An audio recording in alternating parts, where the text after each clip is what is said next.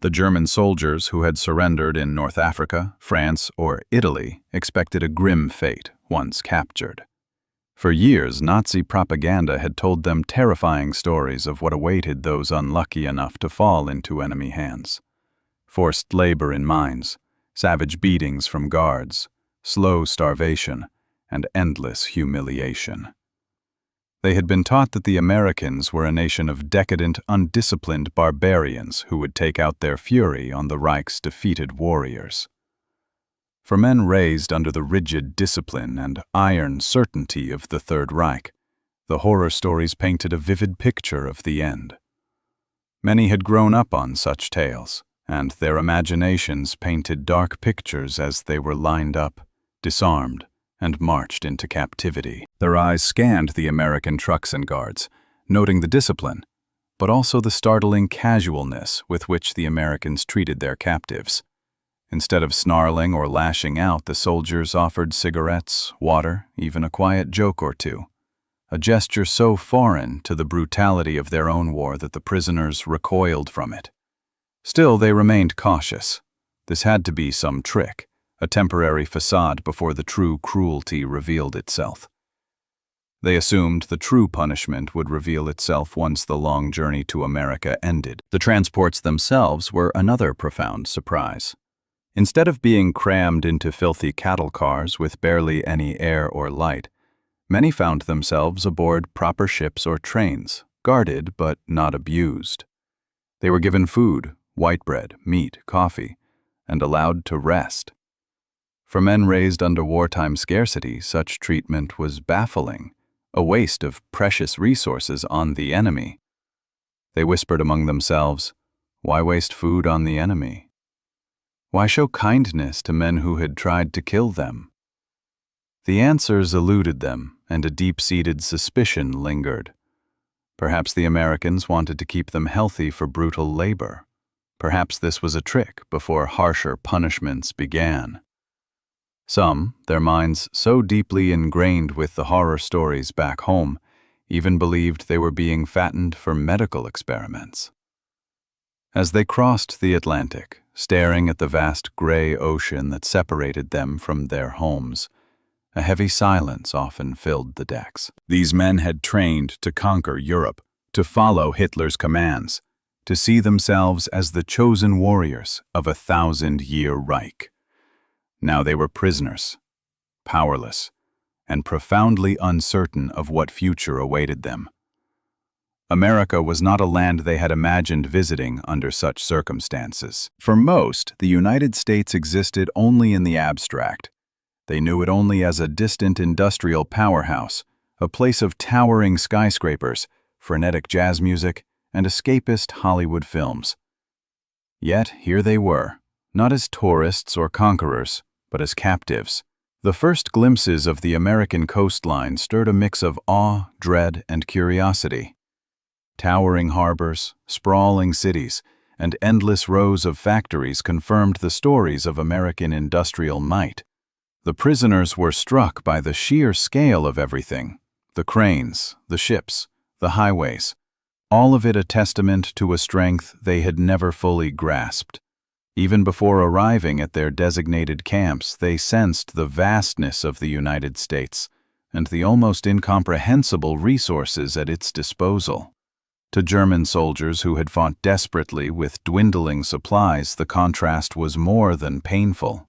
It was a revelation. It was the first sign that the war was not a fair fight, but a hopeless struggle against a nation that could produce a river of tanks while feeding its enemies. Once loaded onto buses and trucks, the journey inland began. Through the windows, they saw landscapes unlike anything in Europe. Wide open fields stretching farther than the eye could see, endless roads, and small towns with neon signs and gasoline stations. Children waved as convoys passed, and locals sometimes gathered to glimpse the enemy soldiers.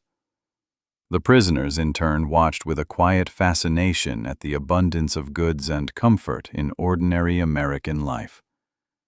Cars, which had become a luxury back home, were a common sight. Grocers' shelves seemed to overflow with food. If this was the land of their captors, a country so vast and powerful it could afford to be so casual about its wealth. What did that say about the war they had fought? The questions grew louder in their minds, echoing the silence of the ocean they had just crossed. Arriving at the camps was another revelation. The men had expected squalid prisons, filthy barracks, and armed guards screaming insults. Instead, they found rows of clean barracks, well-organized mess halls, medical stations, and even small recreation areas. The barbed wire was there, a stark reminder of their status, but behind it were organized facilities rather than the brutal prisons they had imagined. Instead of being whipped or starved, they were processed efficiently, assigned bunks, and given clean uniforms. Some still suspected a hidden cruelty behind the orderliness. Others, however, began to wonder if perhaps America's strength lay not only in its weapons, but in its ability to treat even its enemies with a strange, unnerving kind of humanity. This was only the beginning. In the months ahead, German prisoners would discover more shocks, more contradictions, and more moments that challenged everything they thought they knew about their captives. Yet, even now, as they lay in their bunks that first night, full stomachs and exhaustion pulling them to sleep, whispers moved through the barracks. If this is a prison camp, one would ask, what comes next? None of them could have guessed that the next surprise would involve the flickering glow of a movie screen. The first days inside the American camps were a study in contrasts. The German prisoners had braced themselves for shouting guards, degrading punishments, and endless hunger. Instead, they were confronted with order and a perplexing routine.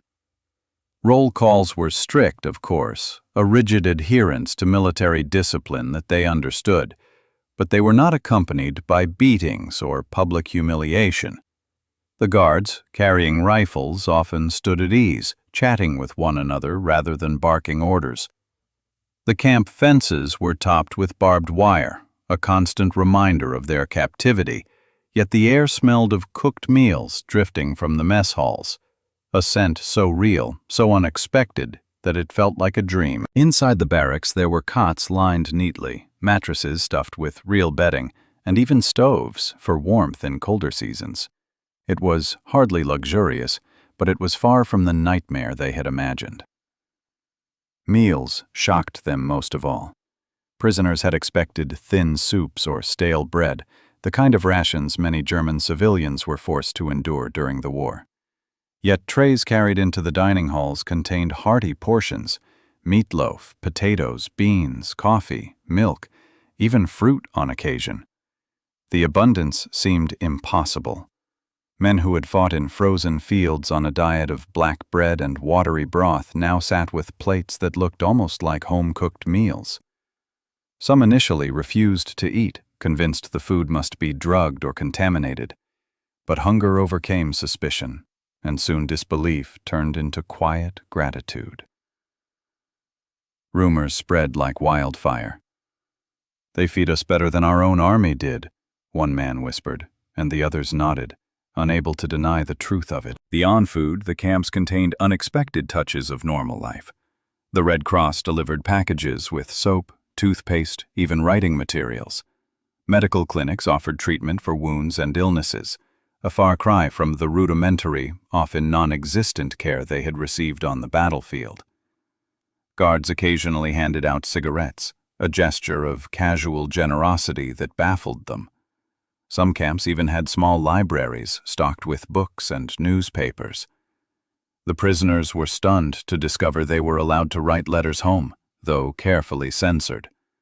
The very act of putting pen to paper and hearing back from family felt like a miracle, restoring a link to the world they thought lost forever. Discipline existed, of course. Escape attempts were punished and curfews were enforced, yet the punishment was often confinement rather than brutal violence. The Americans seemed more concerned with maintaining order than inflicting cruelty. This attitude unsettled the prisoners. They had been taught that the Americans were ruthless, decadent barbarians, incapable of discipline or fairness. Instead, they found themselves living under rules that, while strict, carried a strange sense of fairness. The camps were designed to contain men, not to break them. Even the physical surroundings baffled them. Many camps were located in rural areas of the American South, Midwest, and West. Through the fences, the prisoners could see endless farmlands, forests, and small towns. Farmers sometimes worked nearby fields, and in some places prisoners were sent out under guard to help with agricultural labor. They were shocked to see American civilians treating them not with hatred, but with a curious indifference, as if they were just another group of workers passing through. Children sometimes waved at them. Women occasionally brought pies or bread to guards, and the sight of such casual normalcy unsettled men who had believed America was nothing but a land of hostile enemies. At night, when the barracks grew quiet, many whispered about the strange situation. "Is this really captivity?" one would ask. Another would reply, "Maybe they are preparing us for something worse." Yet others began to suggest a more dangerous thought. Maybe what we were told about America was wrong. Seeds of doubt sprouted in these quiet conversations. For men trained to see the world in absolutes, the Reich as the pinnacle of civilization and the Allies as barbaric, the everyday kindness and comfort of camp life threatened to erode the certainty that had once seemed unshakable. Still, no one could have foreseen what would come next. The Americans, it seemed, were not content with providing food, shelter, and safety. They had something else in mind, something so unexpected, so strange that many German prisoners thought it was a trick of the imagination. They would soon gather in large halls or makeshift theaters, and for the first time since leaving home, they would be transported far beyond the fences of their camp, not by escape, but by the shimmering images projected onto a movie screen. The rhythm of camp life soon settled into routines that both comforted and confused the German prisoners.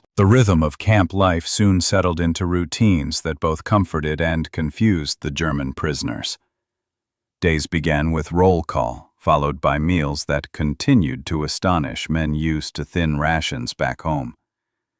Work details filled the hours for many, often assisting on nearby farms or helping maintain the camp itself. For soldiers who had spent months in muddy trenches, hauling hay bales or repairing fences under the American sun felt almost like a strange holiday. They were guarded, yes, but the work was reasonable, the pay symbolic yet present, and in return they were treated more like laborers than condemned enemies.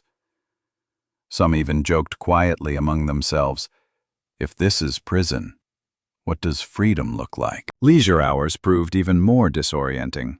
Instead of endless punishment drills or silence, there were spaces for recreation. Soccer fields and volleyball courts appeared inside the fenced compounds, with prisoners forming teams and staging matches. American guards sometimes watched, even cheered, and occasionally joined in.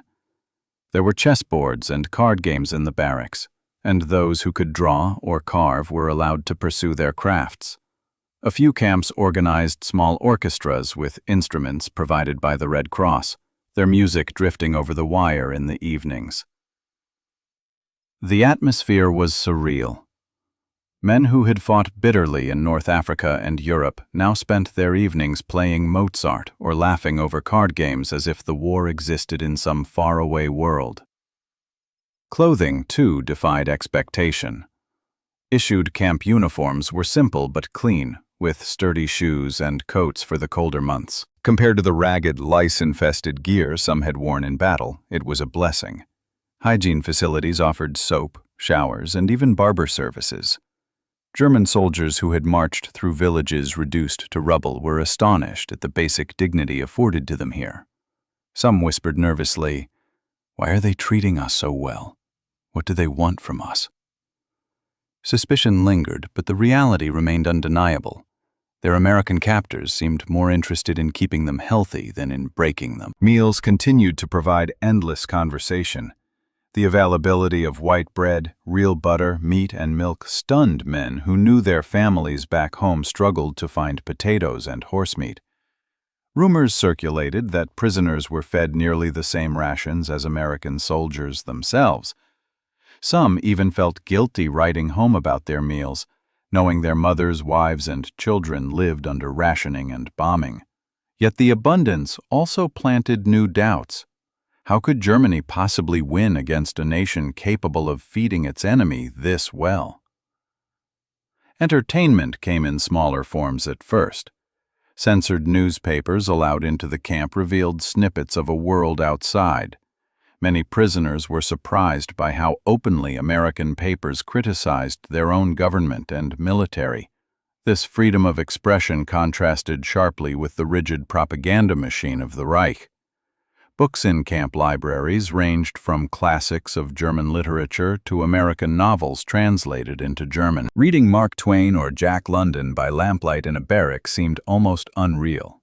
Slowly, an unexpected picture of America emerged, a place of contradictions, but not the barbaric wasteland they had been taught to hate. Yet the greatest shock was still on the horizon. In the evenings, when the camp's routine slowed and the men gathered with restless energy, the Americans began offering something beyond soccer fields and books. Prisoners were summoned to large halls or open areas. A projector was set up, a white sheet hung across a wall, and soon beams of light cut through the darkness. At first, the Germans did not believe what they were seeing. Moving images, larger than life, flickered into view. The Americans were letting their enemies watch movies, not propaganda, not lectures, but actual Hollywood films. For men trapped behind wire, it was as if a portal to another world had suddenly opened. The disbelief that had begun with food and comfort now reached new heights. Could this truly be happening? When the first reels began to spin inside the camps, silence fell over the gathered prisoners. They had expected speeches, lectures, perhaps even heavy-handed propaganda designed to humiliate them. Instead, the flickering light revealed cowboys galloping across dusty plains, comic actors stumbling through absurd misadventures, and glamorous stars dancing and singing in ways the soldiers had never seen. The shock was immediate. For many, this was their first time experiencing American cinema at all, and the contrast to the grim propaganda reels of the Reich was overwhelming. Instead of military parades and Führer speeches, there was laughter, music, and fantasy. It was as if a piece of another universe had been delivered through the barbed wire. The guards, standing at the edges of the makeshift theaters, watched with a mix of amusement and curiosity. They saw the hardened faces of enemy soldiers soften into smiles, chuckles, and at times open laughter. Some prisoners clapped during slapstick scenes, while others sat wide-eyed at the sheer scale of the productions. For German men who had grown up under strict discipline and years of war, the sudden immersion in stories of adventure and romance felt intoxicating. Hollywood had crossed the fences and reached them where no weapon could. Not every reaction was simple amusement. Some soldiers grew uneasy at the casual freedom portrayed on screen. They saw men and women openly flirt, workers criticize their bosses, and poor characters rise above misfortune through wit and charm. Such scenes contradicted everything they had been told about America, that it was a land of corruption, chaos, and decay. Instead, they glimpsed a society where even ordinary people seemed to have dreams and dignity. This contradiction gnawed at them in the dark as the projector clicked away. Could it be that their leaders had lied about the enemy all along? Newsreels added another layer of surprise. While carefully chosen, they often showed the American war effort: bustling factories, fleets of ships, or soldiers marching with confidence. For prisoners who knew firsthand how desperate supplies had become in Germany, these images were almost unbearable. The sheer abundance of machinery, the rivers of tanks rolling off assembly lines, the crowds of well-fed workers, all served as reminders that the Reich could not possibly outproduce its enemy. Yet even these revelations were delivered not with cruelty but almost casually, hidden between scenes of comedies and musicals. The Americans seemed to understand that the power of cinema lay not in lectures but in the steady drip of images that undermined old beliefs. What astonished the prisoners most was that attendance was voluntary. No one forced them to sit before the screen. They could choose to remain in their barracks to play cards or write letters instead. Yet the halls quickly filled whenever the projector was set up. Word spread rapidly after each screening. Tonight they are showing another Western, or tomorrow a comedy. Men who once marched under swastikas now found themselves looking forward to evenings of American entertainment. Some began to keep mental lists of favorite actors or genres, comparing notes with fellow prisoners. Others admitted with a mix of shame and wonder that for a few hours they forgot they were captives at all. In the glow of the screen, something subtle shifted. The barbed wire faded into the background, and the war felt distant. The men were no longer just prisoners of conflict. They were spectators of stories larger than themselves. The Americans, whether intentionally or not, had given them a powerful gift, a window to a world of imagination and humanity that no prison wall could fully contain. And as the credits rolled and the lights came up, the disbelief lingered. They could not understand why their enemies allowed such indulgence. Yet deep down they knew they would never forget the nights when Hollywood came to the camps. The nights of film screenings became a rhythm that prisoners clung to with quiet anticipation. Word would ripple through the barracks when the guards announced another show, and men who spent their days hauling lumber, repairing fences, or working in fields suddenly found themselves hurrying through dinner just to secure a good seat. For those trapped behind barbed wire, these evenings offered an escape no tunnel could provide. The flickering light on the screen dissolved the fences, if only for 2 hours. The men leaned forward on benches or sat cross-legged on the floor, staring into a world that felt brighter, freer, and more alive than the one they had left behind in Germany. The choices of films astounded them. Comedies featuring Charlie Chaplin or the Marx Brothers sent ripples of laughter through rooms filled with men who had not laughed freely in years. Westerns, with their sprawling landscapes and clear battles between good and evil, felt like morality tales painted against a backdrop larger than life. Musicals, with their dance numbers and glittering costumes, produced a different kind of shock. The sheer extravagance of a country that could afford to turn life into song while fighting a global war. And then there were romances, where women with dazzling smiles spoke lines filled with wit and independence. German soldiers who had been raised under rigid gender roles sat in stunned silence at these portrayals of confident women, so different from the carefully controlled images in Nazi films. For some, the experience bordered on dangerous fascination. They found themselves discussing favorite actors during work details, imitating comedic lines or humming melodies long after the credits had rolled. To enjoy enemy culture so openly felt almost like betrayal.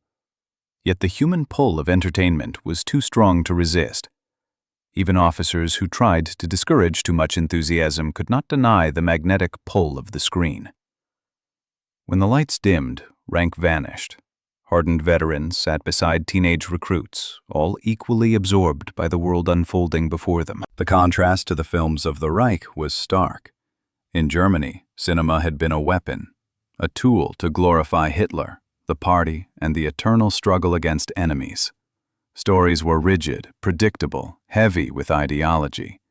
Here, the Americans seemed almost careless in their freedom. Films could mock authority, satirize the wealthy, or celebrate the triumph of ordinary people. The prisoners whispered to one another, how could such chaos produce a nation strong enough to fight across continents? Yet the more films they saw, the more they realized that this chaos was not weakness. It was a kind of vitality they had never known. Some men began to write home about the screenings, though censorship prevented full descriptions.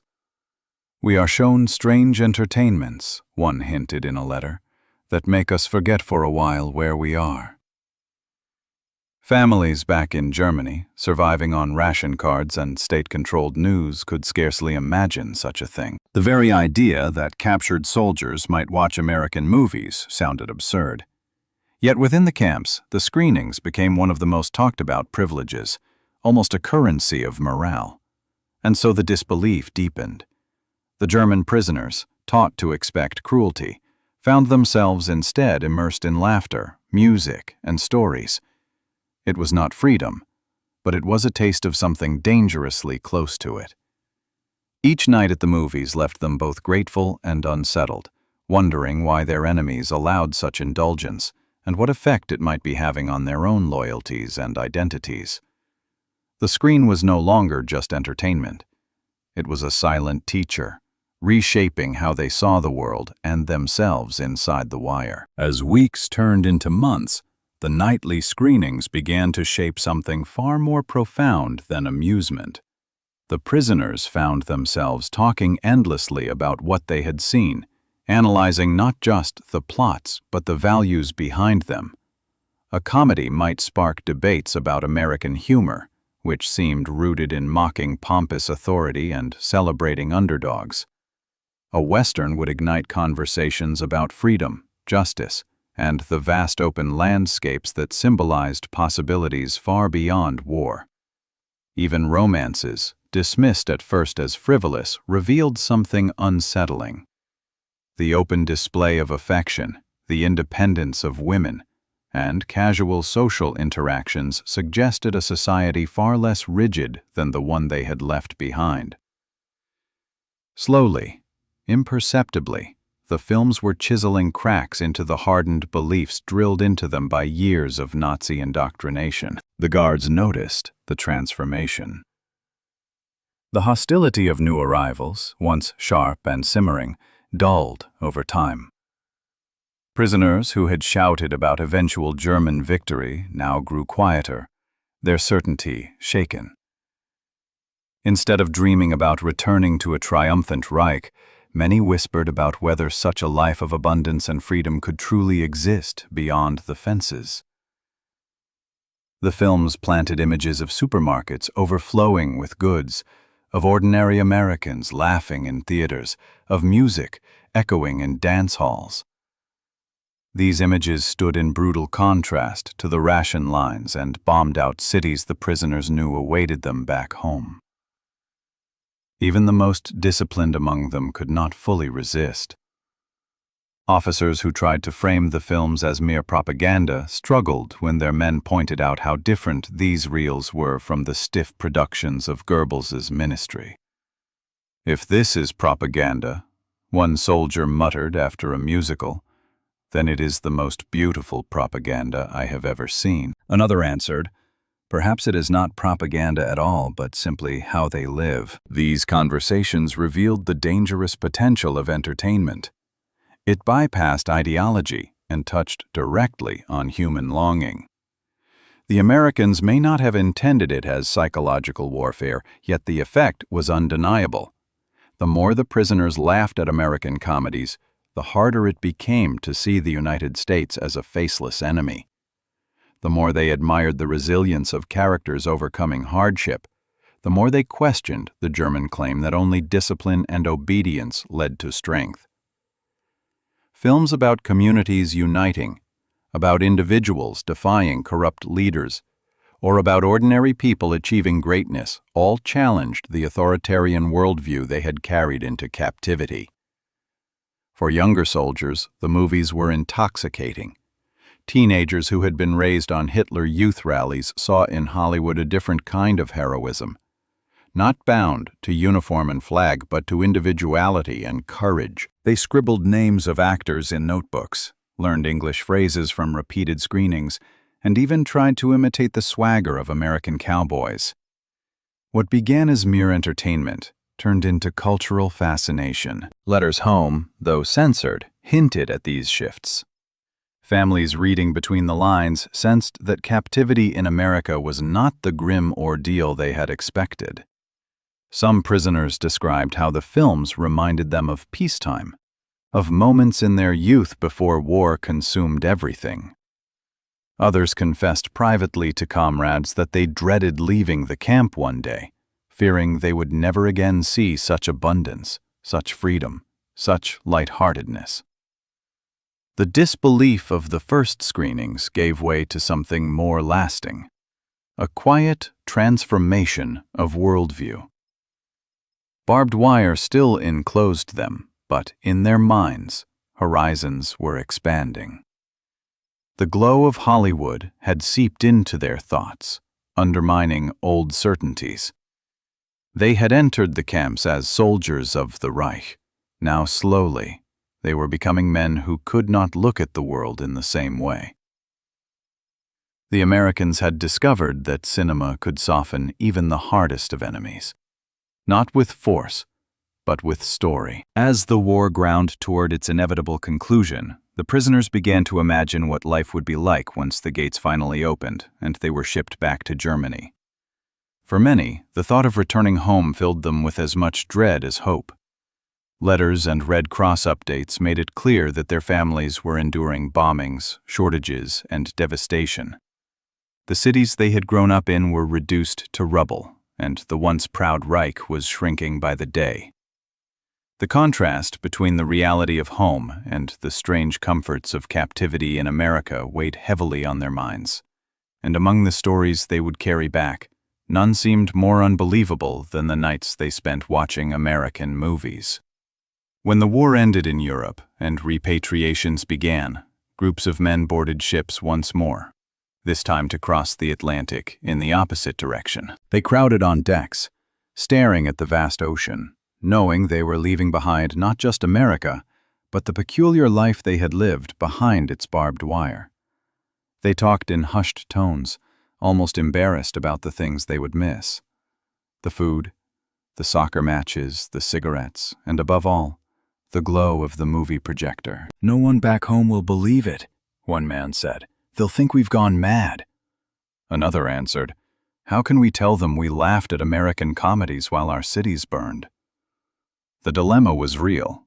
To speak openly about their camp experiences risked disbelief or even accusations of disloyalty. Yet the stories spread anyway. In villages across Germany, returning prisoners whispered of their surreal captivity. They described nights when thousands of men sat together in silence, watching Clark Gable or Ginger Rogers light up the screen. They told of musicals filled with color and energy, of cowboys galloping through endless landscapes, of romances that seemed to embody a freedom they had never known. Families listened in astonishment, struggling to imagine their sons and husbands laughing at films while the Reich collapsed around them.